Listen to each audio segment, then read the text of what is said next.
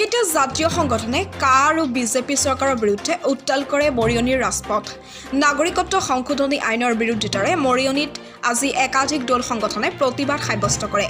বীৰ লাচিত সেনা সংগ্ৰামী যুৱ ছাত্ৰ পৰিষদ, আটছা, ৰাইজৰ দল, বৃহত্তৰ অসমীয়া যুৱ মঞ্চ আৰু কৃষক মুক্তি সংগ্ৰাম সমিতিৰ শতাধিক কৰ্মকৰ্তাই আজি মৰিয়নি থানা তিনিআলিত মানৱ শৃংখল তৈয়াৰ কৰি কাৰ বিৰুদ্ধে প্ৰতিবাদ সাব্যস্ত কৰে। প্ৰতিবাদীসকলে আমি কা নামানো, কা বাতিল কৰক, মুখ্যমন্ত্ৰী হিমন্ত বিশ্ব শৰ্মা মুৰ্দাবাদ, বিজেপি চৰকাৰ মুৰ্দাবাদ আদি প্ৰতিবাদী শ্লোগান দি ফেষ্টুন হাতে হাতে লৈ কা বিৰোধী শ্লোগানেৰে মৰিয়নিৰ ৰাজপথ উত্তাল কৰি তোলে।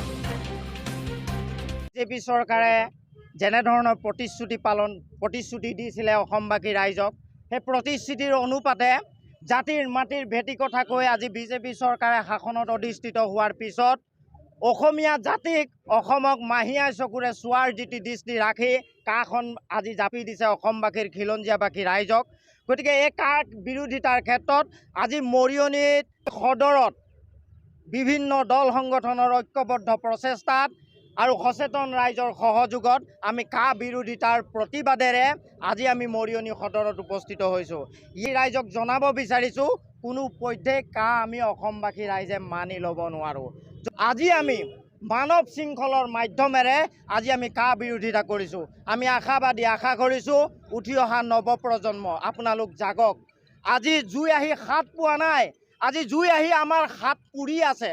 আপোনালোকে পু শিশুৰ মানসিকতা ত্যাগ কৰি অন্ততঃ ওলাই আহক যুঁজাৰু সেই মানসিকতাৰ।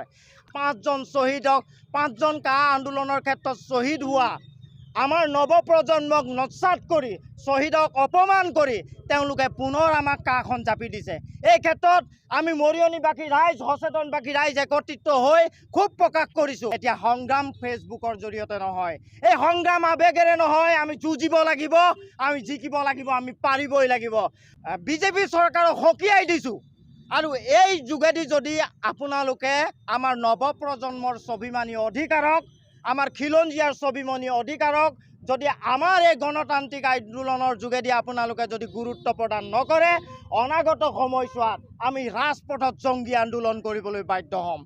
অমৃত প্ৰবাহ, অসমীয়া সাপ্তাহিক কাকতৰ ডিজিটেল সংস্কৰণ অমৃত নিউজ, সত্যৰ সন্ধানত অমৃত নিউজ।